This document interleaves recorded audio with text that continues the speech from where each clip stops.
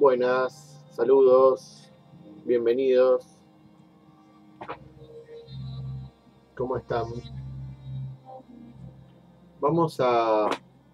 Este video va a tratar sobre lo que se podría decir la génesis de la nueva ola del feminismo. Estoy basándome en un libro que se llama, voy a mostrar la tapa, El libro negro de la nueva izquierda, ideología de género o subversión cultural, Nicolás Márquez y Agustín Laje.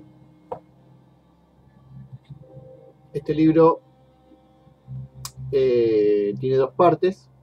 La primera escrita por Agustín Laje, que es sobre feminismo, pero en su, digamos, en su versión marxista, porque también tiene una etapa liberal, igual va contando la historia, habla de, bueno, la primera parte del libro habla de postmarxismo y feminismo radical. La segunda parte habla de homosexualismo ideológico, que la trata Nicolás Márquez. Vamos a empezar a leer.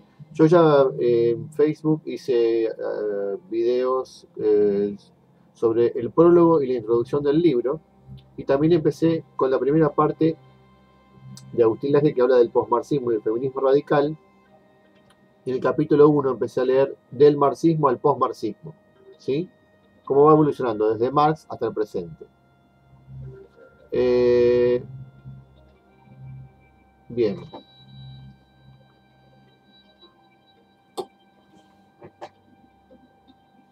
Entonces, del marxismo al posmarxismo. Entonces, la primera parte de este capítulo habla de Marx y Engels, luego de la excepción rusa y la hegemonía, luego la revolución teórica de Antonio Gramsci, el postmarxismo de Ernesto Laclau y Chantal Mouffe y los pensadores del socialismo del siglo XXI. Yo voy a empezar con Marx y Engels, si bien ya lo empecé en Facebook para que lo haya visto.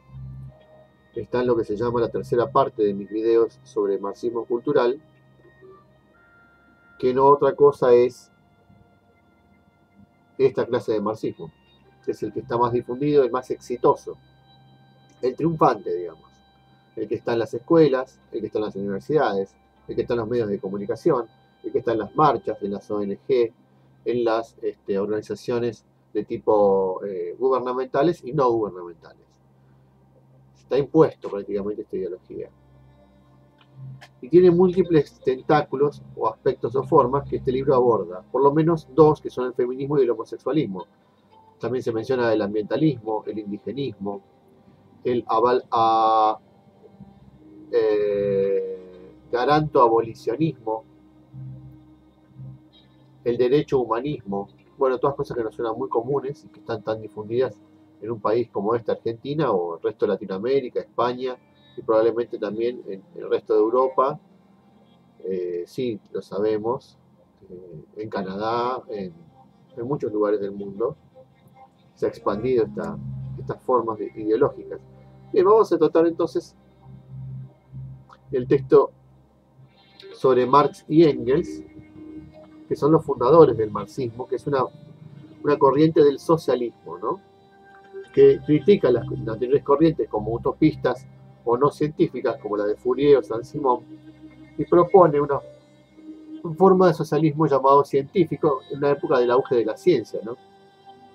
Obviamente también lo aclaré en un video, no, esto no tiene nada de científico porque no tiene ninguna comprobación. El marxismo lo único que comprobó es que es falso, en lo que se llama a nivel empírico, ¿sí? Bueno, vamos entonces con esto.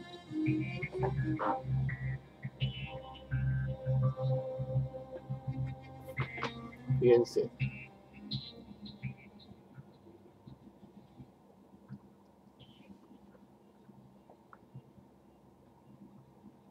La llamada burguesía, yo lo voy a leer y voy a comentar el libro. repito, el libro negro de la nueva izquierda de Agustín Laje y Nicolás Márquez. Agustín Laje es un escritor que vive en Córdoba y Nicolás Márquez en Mar del Plata, en Argentina, ambos. Y en este momento está teniendo mucha difusión de este libro. Está hace un año primero en Amazon o Amazon, que es una compañía de venta de libros por internet, la más importante. Primero en venta de libros de categoría política. Tiene mucho impacto, mucha demanda, mucho interés saber sobre este trasfondo, sobre el cual no se sabe mucho, pero que es una especie de cosa que viene al nivel teórico intelectual y se conoce en el círculo intelectual, pero no se conoce a nivel masivo. La gente va a las marchas o acepta cosas y propuestas y eslogans sin conocer su trasfondo. Muy bien. La llamada burguesía, dice Agustín Laje en esta primera parte del libro, que habla del marxismo al postmarxismo, y habla de Marx y Engels, ¿no? La teoría de, bueno, cuando escribe el manifiesto comunista. Dice, ha sido sin lugar a dudas una clase revolucionaria para Marx y Engels, porque habla de las tesis de la dialéctica histórica de Hegel, aplicada desde el punto de vista materialista, según Marx, sería que después de distintas etapas, la última etapa era la burguesía y luego venía la etapa final, que sería el proletariado, digamos, ¿no? Que iba a tomar el poder.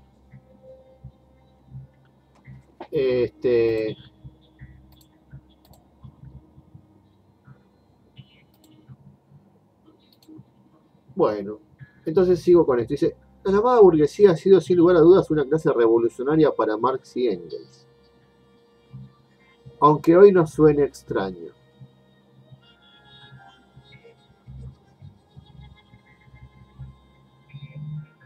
¿En qué sentido revolucionaria?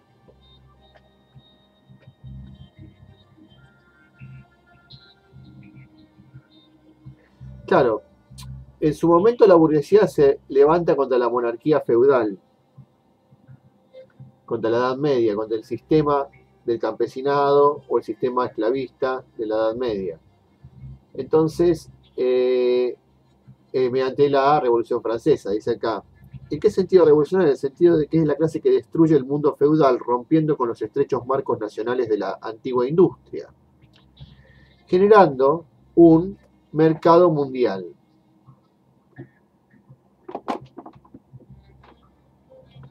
Generando un mercado mundial.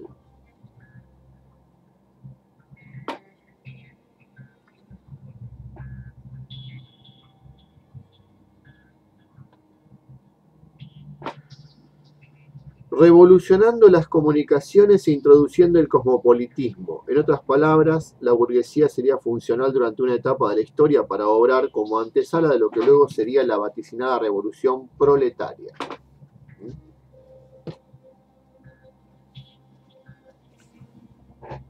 En efecto, según fantaseaban los marxistas, la burguesía desarrollaría impresionantes fuerzas productivas que terminarían acabando con la propia sociedad burguesa.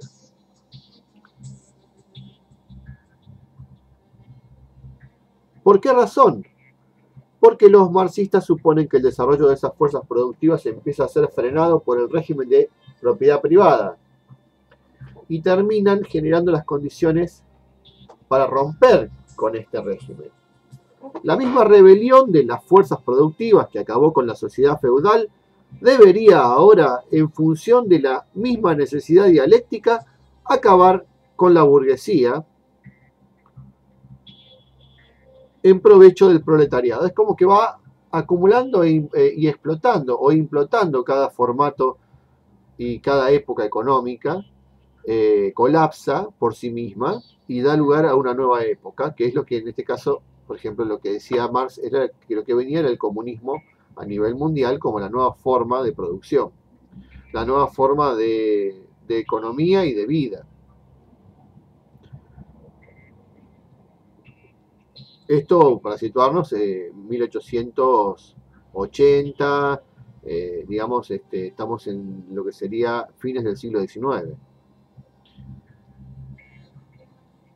Bueno, dice, la misma rebelión de las fuerzas productivas que acabó con la sociedad feudal debería ahora, en función de la misma necesidad dialéctica, acabar con la burguesía en provecho del proletariado. Y esto es lo que querían estar viendo Marx y Engels mientras escribían su profecía con pretensiones científicas. Ante nuestros ojos se está produciendo un movimiento análogo al de la destrucción del feudalismo. Esto dice entre comillas, está citado de, bueno, las palabras tomadas del manifiesto comunista de Engels y Marx. Dice, ante nuestros ojos se está produciendo un movimiento análogo al de la destrucción del feudalismo. Las relaciones burguesas de producción y de cambio, las relaciones burguesas de propiedad, toda esta sociedad burguesa moderna que has hecho surgir como por encanto tan potentes medios de producción y de cambio, se asemeja al mago que ya no es capaz de dominar las potencias infernales que ha desencadenado con sus conjuros desde hace algunas décadas. La historia de la industria y del comercio no es más que la historia de la rebelión de las fuerzas productivas modernas contra las actuales relaciones de producción, contra las relaciones de propiedad que condicionan la existencia de la burguesía y su dominación.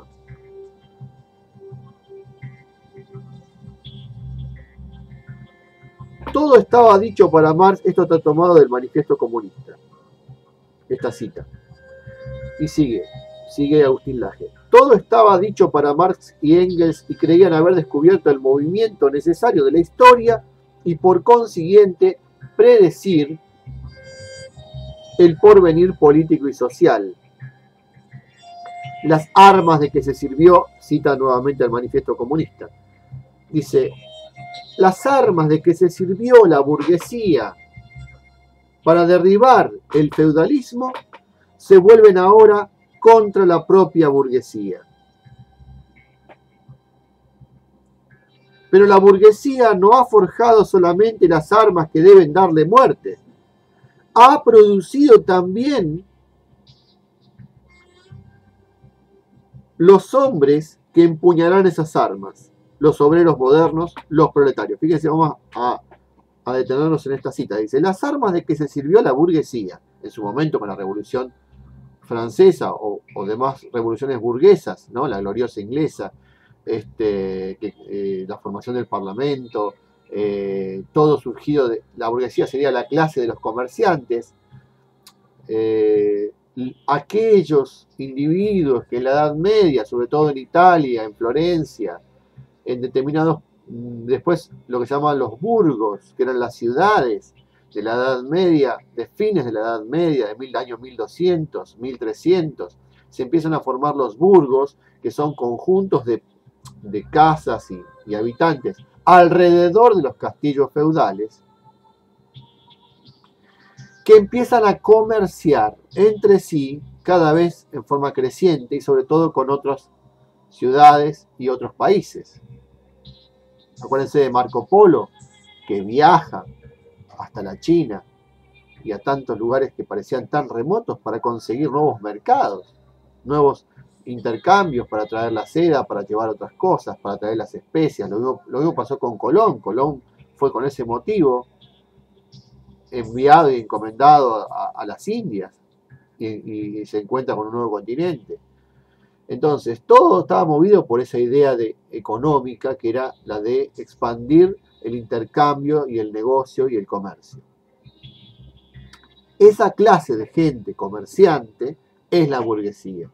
Hasta en la película y en la vida de San Francisco de Asís, que se dice que era hijo de un comerciante, y se lo muestra, ¿no?, con las telas y toda esa pujanza que tenían las ciudades del norte de Italia, como Florencia, como Venecia. estaba, digamos, un proceso de expansión muy grande que terminó con la revolución industrial del siglo XVIII y XIX, ¿no? Sobre todo el siglo XIX. Pero fue un comienzo paulatino y esta clase de gente que empezó a acumular dinero, que empieza a hacer crecer los bancos, todo ese grupo se llama la burguesía capitalista.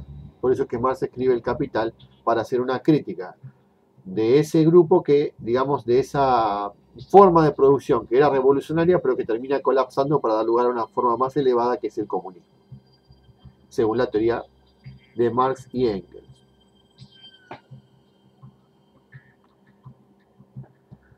Creían haber descubierto el movimiento necesario de la historia y por consiguiente predecir el porvenir político y social. Las armas de que se sirvió la burguesía para derribar el feudalismo se vuelven ahora contra la propia burguesía, pero la burguesía no ha forjado solamente las armas que deben darle muerte, ha producido también los hombres que empuñarán esas armas, los obreros modernos, los proletarios. Los proletarios son entonces la clase social que tiene en sus manos la más importante misión histórica.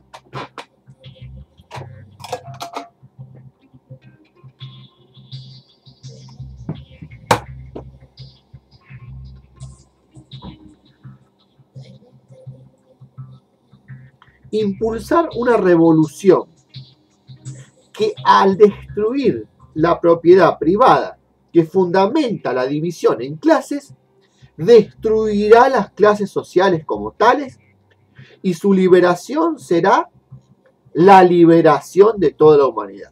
O sea, el fin de las clases, o sea, el fin de las diferencias.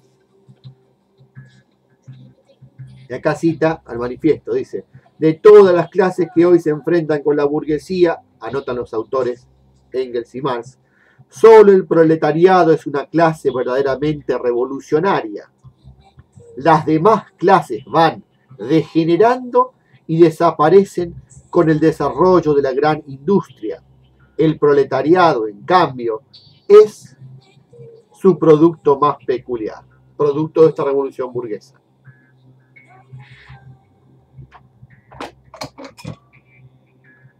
¿Me siguen? Diría Lilita. Sigamos.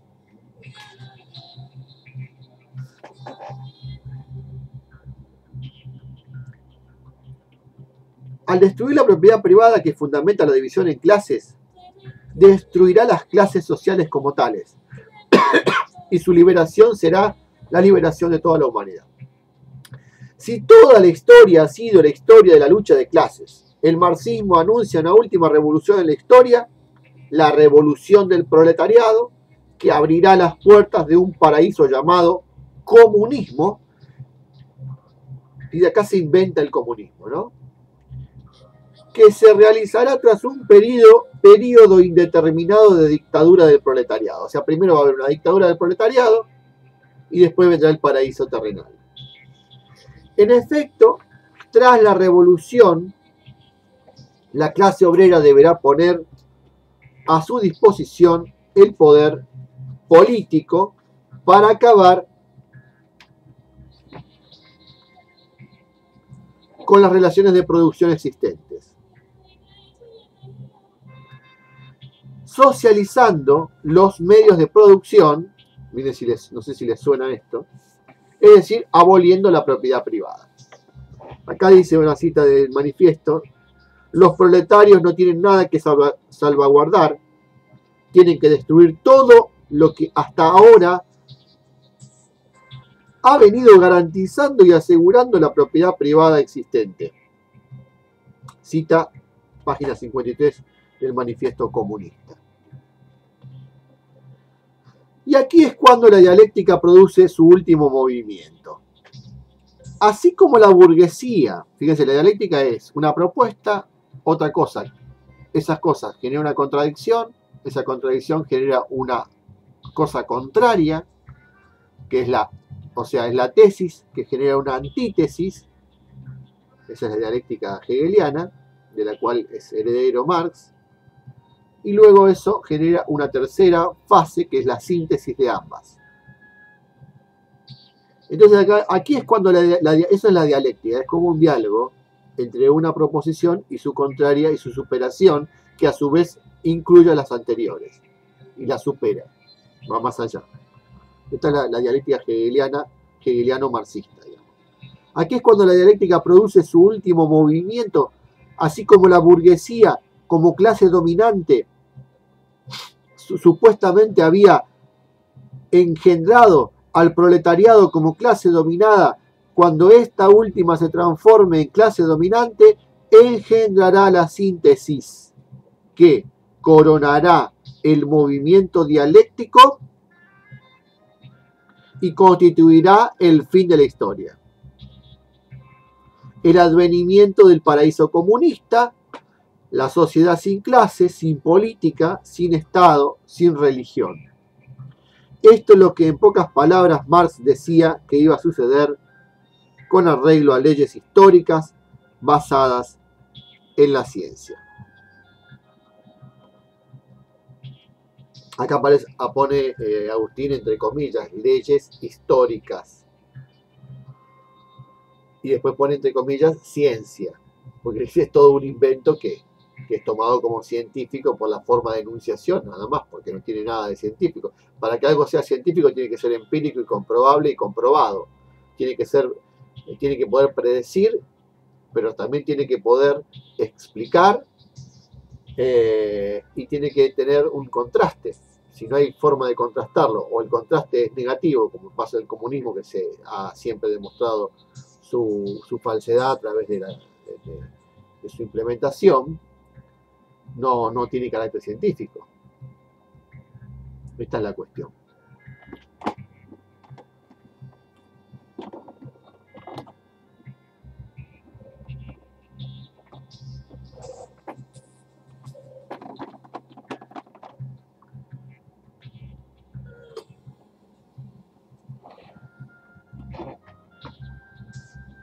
Bueno,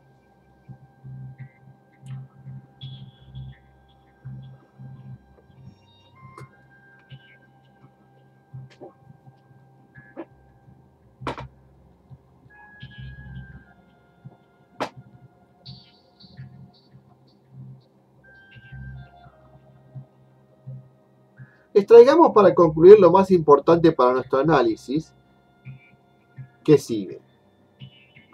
El marxismo analiza la sociedad de manera topográfica o metafóricamente hablando con la forma de un edificio. En la base o estructura de la sociedad, el marxismo coloca las fuerzas productivas y sus relaciones de producción, es decir, las tecnologías para producir y las relaciones de propiedad existentes. En la superestructura que se levanta a partir de esta base de carácter económico, los marxistas ubican al Estado, la ideología, la religión, la cultura, etcétera, que es lo que se llama la superestructura, ¿no? Lo que está arriba de la estructura económica. Todo eso depende de las relaciones de producción, es materialismo esto. Lo económico determina el resto de las cosas, también se llama economicismo.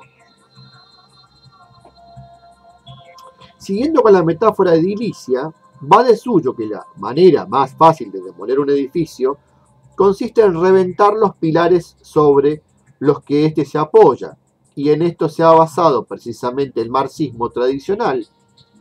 Las verdaderas revoluciones se pergeñan al nivel de las relaciones económicas, pues todo lo demás, ideología, Estado, cultura, etc., es apenas un reflejo de aquellas. Lo que hay que hacer es transformar el sistema económico y lo otro se va dando por añadiduras. ¿Qué quiere decir esto? Que no existe revolución propiamente dicha, sino se acaba con el régimen de propiedad privada existente de manera tajante.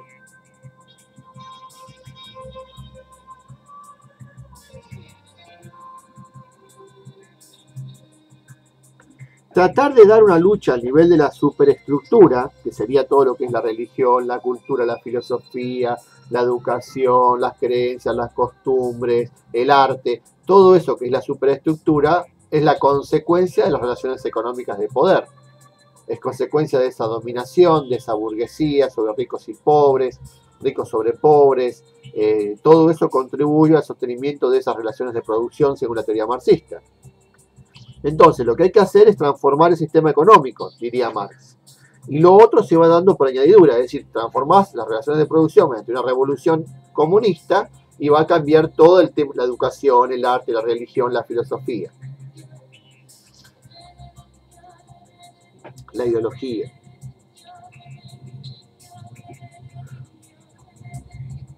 Lo que hay que hacer es transformar el sistema económico y lo otro se va dando por añadidura. ¿Qué quiere decir esto? Que no existe revolución propiamente dicha si no se acaba con el régimen de propiedad privada existente de manera tajante. Tratar de dar una lucha al nivel de la superestructura, es decir, todas estas consecuencias espirituales, filosóficas, culturales, es decir, por ejemplo, a nivel ideológico, jurídico, sería lo mismo que pelearse con una sombra para el marxismo clásico. Ahora vamos a ver por qué dice esto Agustín. En el prefacio de su obra Una contribución a la crítica de la economía política, otra obra de Marx, dice así, Marx, cita de Marx: siempre es necesario distinguir entre la revolución material en las condiciones económicas de producción que caen dentro del radio de la determinación científica exacta y la jurídica, política, religiosa, estética o filosófica, es decir, en una palabra, las formas ideológicas de la apariencia. El análisis que Karl Popper, acá sigue Agustín explicando, ahí termina la cita, fin de la cita, y dice Agustín: el análisis que Karl Popper, filósofo alemán, detractor del marxismo, hace de este pasaje es interesante para entender lo que sigue.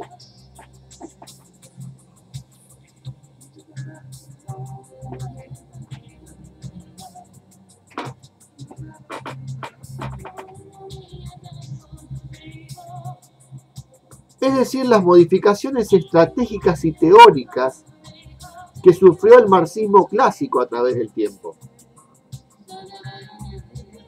¿Sí? Dice acá una cita de Karl Popper.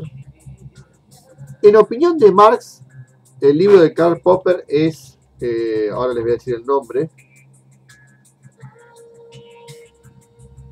se llama La sociedad abierta y sus enemigos. ¿Sí? Este libro es citado por Agustín Laje. Dice así: en opinión de Marx, es vana la esperanza de lograr algún cambio importante mediante el solo uso de recursos jurídicos o políticos. Una revolución política solo puede desembocar en la transmisión del mando de un grupo de gobernadores a otro. Solo la evolución de la esencia subyacente, la realidad económica, puede producir transformaciones esenciales o reales. Esto es una revolución social. ¿Sí? Pero todo este castillo de arena empezó a caerse más temprano que tarde con la mismísima revolución marxista por excelencia, la rusa.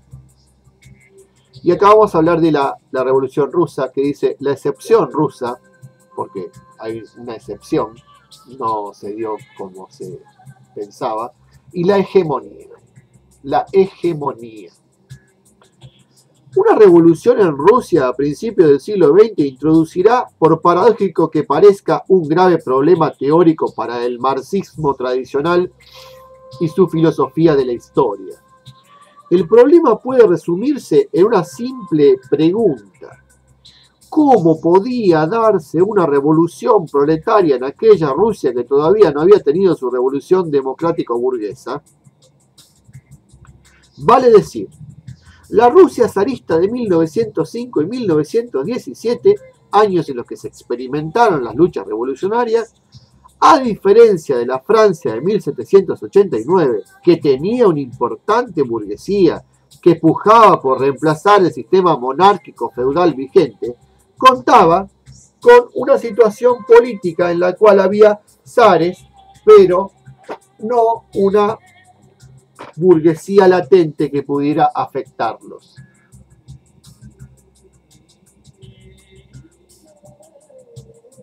Entonces, según el razonamiento marxista, faltaba una burguesía que hiciera ese trabajo para que a su vez posteriormente ésta fuera desplazada por otra clase social.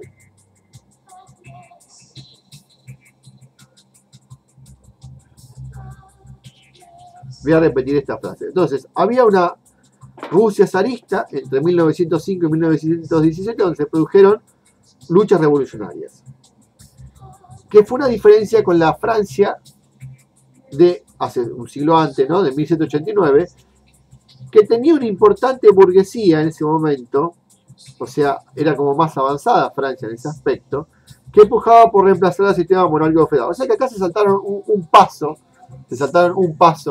de esta evolución dialéctica, porque no había burguesía en Rusia. Y Marx dice, la condición para la revolución proletaria es la existencia de una burguesía fuerte y avanzada. Por lo cual acá ya se viola este principio marxista, que él no lo vio, obviamente.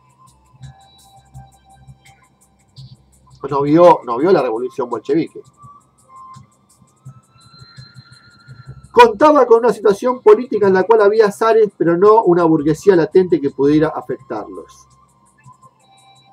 Entonces, según el razonamiento marxista, faltaba una burguesía que hiciera ese trabajo para que, a su vez, posteriormente, esta fuera desplazada por otra clase social, el proletariado. Pero el problema que ponía en jaque las predicciones marxistas fue que la revolución comunista se produjo saltando etapas, puesto que se pasó de una situación feudal directamente medieval, como era la Rusia zarista, al socialismo, que vendría a ser la última etapa. O sea, se saltea la etapa burguesa. No hubo revolución burguesa ni industrial en Rusia. Puesto que se pasó de una situación feudal, bueno, se habría saltado desde la planta baja al segundo piso sin haber construido el primero, siguiendo el ritmo de las metáforas edilicias, o del sótano al segundo piso, al primer piso, sin pasar por la planta baja. Bueno, le agrego yo, ¿no? Marx, o sea, el segundo piso no tenía dónde cimentarse, podríamos decir, según esta teoría, que es el piso, vamos a decir, socialista. Marx y Engels habían establecido un orden progresivo en el proceso revolucionario. Tenían, en una palabra, una concepción etapista de la historia. Es una filosofía de la historia. Un desarrollo por etapas, bajo la cual las distintas clases tenían tareas que les eran connaturales. Para ellos, las primeras revoluciones del proletariado tenían que suceder en los países capitalistas más avanzados, ¿sí? En virtud de la propia dinámica de las fuerzas materiales que ya hemos visto. Las revoluciones, la revolución que se dio en la Rusia de 1905, que fue una movilización de obreros y campesinos contra el régimen que, si bien no lograron derrocar al zar, lograron que Rusia se transformara en una monarquía constitucional. Esa fue en 1905. Estaba ilustrando para sus espectadores, pues, un desajuste magnánimo, el desajuste de las etapas de la historia predichas por Marx, y el desajuste de las tareas históricas que cada clase debía asumir conforme a las leyes sociológicas inventadas por el marxismo. Y frente a este problema, dentro de la socialdemocracia rusa, estuvieron quienes afirmaron que el proletariado no debía participar como fuerza dirigente del proceso revolucionario, los mencheviques.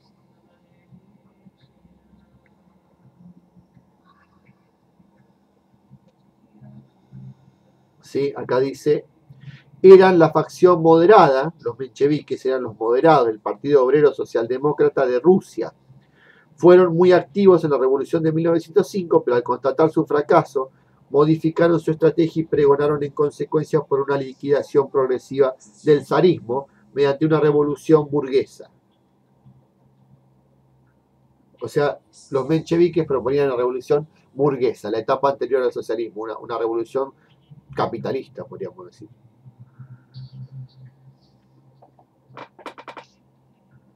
Pero también surgieron voces más radicalizadas, que reivindicaron la posibilidad de constituir a la clase obrera rusa en cabeza de una revolución. Estos eran los bolcheviques.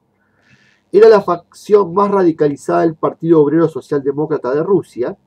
Tras la derrota de 1905 mantuvieron la estrategia de una revolución obrera comunista que saltara a la etapa burguesa. Querían ir, bueno, estaban ansiosos, querían ya saltar al socialismo, del feudalismo al socialismo sin pasar por la burguesía, digamos, que nunca se había dado en Rusia.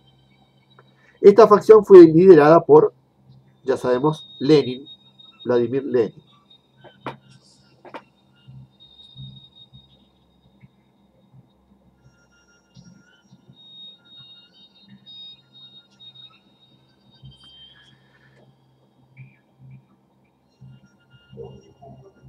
Años después, Antonio Gramsci, célebre filósofo italiano marxista de la primera mitad del siglo XX, haciendo tambalear la rigidez ideológica del marxismo tradicional, escribirá un texto titulado La revolución contra el capital, en el que ironiza y dice así. Gramsci cita textual, comillas, de una obra que se llama Para la reforma moral e intelectual. Fíjense, dice Gramsci, Antonio. El Capital de Marx era en Rusia el libro de los burgueses más que el de los proletarios. Era la demostración crítica de la fatal necesidad de que en Rusia se formara una burguesía, empezara una era capitalista, se instaurase una civilización de tipo occidental, antes de que el proletariado pudiera pensar siquiera en su ofensiva, en sus reivindicaciones de clase, en su revolución. Los hechos han provocado la explosión de los esquemas críticos en cuyo marco la historia de Rusia habría tenido que desarrollarse según los cánones del materialismo histórico, de esta dialéctica. O sea, se saltaron una etapa. Lo que era el proceso que Marx había ideado, o pensado, o explicado, o predicho. Para la reforma moral e intelectual es la obra citada de Gramsci. Dice así: como vemos, en opinión de Gramsci, nada menos que los hechos rusos, valga la paradoja, hicieron volar en pedazos los esquemas etapistas del materialismo histórico del marxismo puro. Pero no debemos adelantarnos tanto. La teorización de Gramsci es un tanto posterior a la revolución, de modo que él analizaba en base a los hechos ya consumados. O sea, Gramsci estamos hablando de los años 20, ¿sí? Años 20, años 30, muy posterior a la muerte de Marx y posterior a la revolución bolchevique. Y ya llegaremos a ella, eso es en otra parte. La pregunta que debemos hacernos ahora es, ¿cómo hicieron por entonces los teóricos que estaban observando estos desajustes para explicar el salto de etapas que dio en Rusia y aún más justificar que se dio en Rusia y aún más justificar la praxis revolucionaria de la clase obrera en el marco de una revolución que debía ser burguesa? Del seno de la Segunda Internacional Socialista, fíjense que acá hay una explicación. Dice, el socialismo de todo el mundo ha coordinado su estrategia a través de lo que se llamó Internacional Socialista. Hubieron en total 4 internacionales que se fueron sucediendo unas a otras a causa de conflictos estratégicos, políticos e ideológicos internos. En el caso de la Segunda Internacional, esta funcionó entre 1889 y 1923.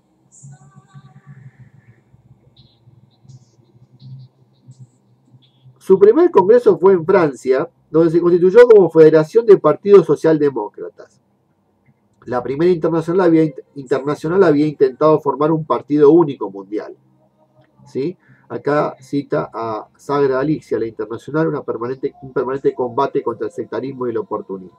Bueno, sigamos con el texto. Dice, del seno de la Segunda Internacional Socialista, la cual funcionó entre 1889 y 1923, se recurrirá a un concepto que vendrá a suturar la teoría marxista. Ese concepto fue el de hegemonía.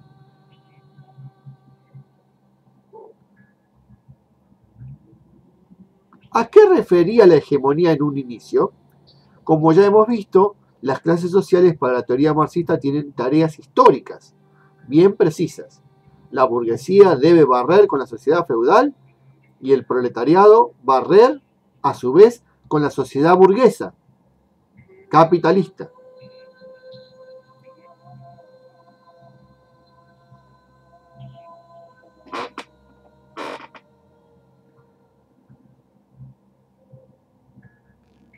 O sea, las clases sociales para la teoría marxista tienen tareas históricas bien precisas. La burguesía debe barrer con la sociedad feudal y el proletariado barrer a su vez con la sociedad burguesa, capitalista, ¿sí? Como son etapas.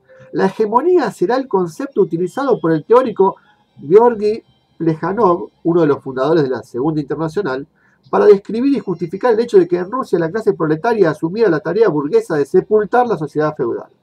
En efecto, el estadio del desarrollo económico ruso estaba tan poco maduro que una débil burguesía no podía hacer cargo de sus obligaciones históricas. No podía hacerse cargo de sus obligaciones históricas. Hacer la revolución contra el feudalismo zarista y a la postre la clase obrera debía hegemonizar, es decir, asumir tareas que no eran propias a su naturaleza de clase. Hacer la revolución contra el capitalismo burgués. Este es el marco de surgimiento del concepto de hegemonía que en su propio origen no puede despojarse del determinismo económico del marxismo tradicional. ¿Por qué? Porque se continúan concibiendo a las clases sociales como grupos con tareas históricas bien definidas.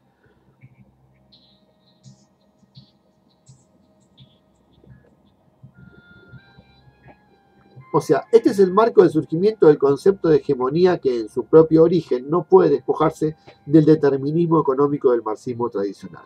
¿Por qué? Porque se continúan concibiendo las clases sociales como grupos con tareas históricas bien definidas, naturales, y la hegemonía es apenas el nombre otorgado al hecho excepcional dado por la asunción por parte de una clase social de una tarea que en teoría no le es propia. En el caso ruso, como se dijo, esta tarea fue la de hacer una revolución proletaria contra un régimen feudal. Cuando en realidad tiene que hacer la burguesía eso, ¿se comprende?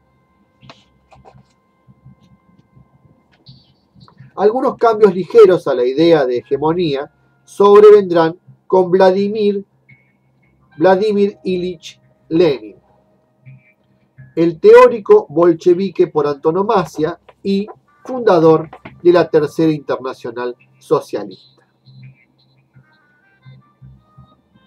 Su lucha teórica se enmarca en su controversia contra el ala de los mencheviques, los cuales, siguiendo el esquema etapista, argumentaban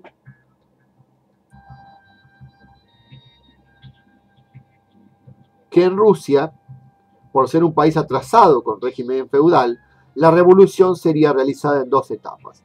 Una primera en que el proletariado, el campesinado, la intelectualidad se unirían con la burguesía liberal para derrotar a la monarquía e instaurar un régimen democrático burgués en donde el proletariado ganaría espacios para luchar por el socialismo.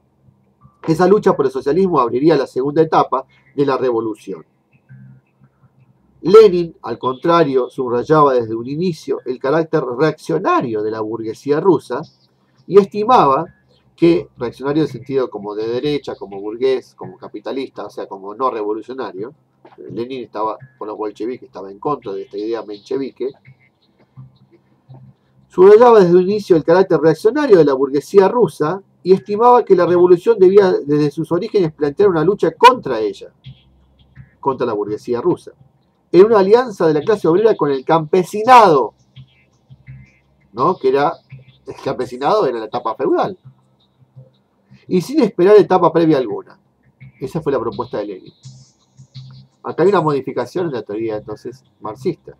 En este punto surge pues el concepto de hegemonía leninista como dirección política en el seno de una alianza de clases.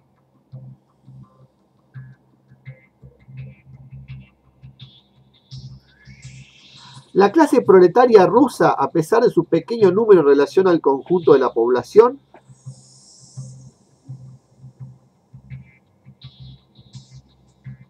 surge el concepto de hegemonía leninista como dirección política en el seno de una alianza de clases. La clase proletaria rusa, a pesar de su pequeño número en relación al conjunto de la población, se erige en clase dirigente de las demás clases subalternas, fundamentalmente el campesinado. O sea, los proletarios mandan sobre las demás clases, por ejemplo el campesinado, y establece con ellas una alianza política para hacer la revolución. Estamos hablando de la 1917. Pero dicha alianza no modifica la identidad de las clases aliadas. Golpear juntos, marchar separados. Es una de las máximas más elocuentes de Lenin que resume precisamente su concepto de hegemonía. Bueno, ahora habla de la revolución de Antonio Gramsci, que es muy importante para introducir a todo lo que es la nueva izquierda. Este raconto histórico es fundamental para entender el presente en cuanto a la nueva izquierda, o el neomarxismo. Y estos movimientos, feminismo, homosexualismo, ambientalismo, indigenismo, todos tienen bases teóricas en estos autores. Y muchos otros. Bueno, yo diría, a ver, ¿cuánto llevamos?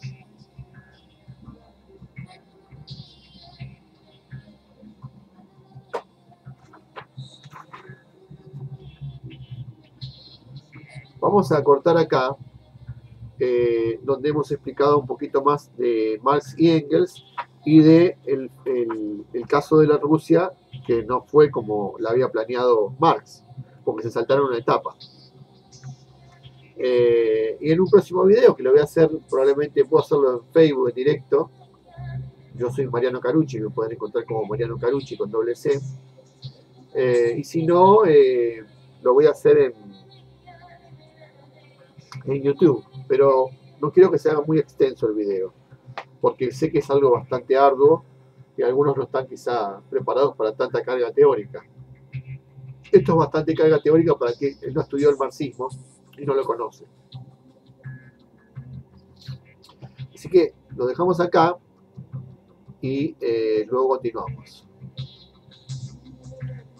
En una próxima etapa, ya digo, lo voy a hacer en directo, lo voy a subir a mi muro en Facebook, Mariano Carucci, Carucci, C-A-R-U-C-I, que tengo, bueno, un perfil que está en la Estatua de la Libertad, y si no, lo voy a hacer en YouTube. Lo que pasa es que lo que tienen los videos en directo es que se ven no muy bien, pero lo bueno es que se puede interactuar, cargan en el momento. Bueno, gracias, muchas gracias a quienes están siguiendo esto, comenten por favor, escríbanme y vean de dialogar y plantear preguntas y todo lo que sea necesario.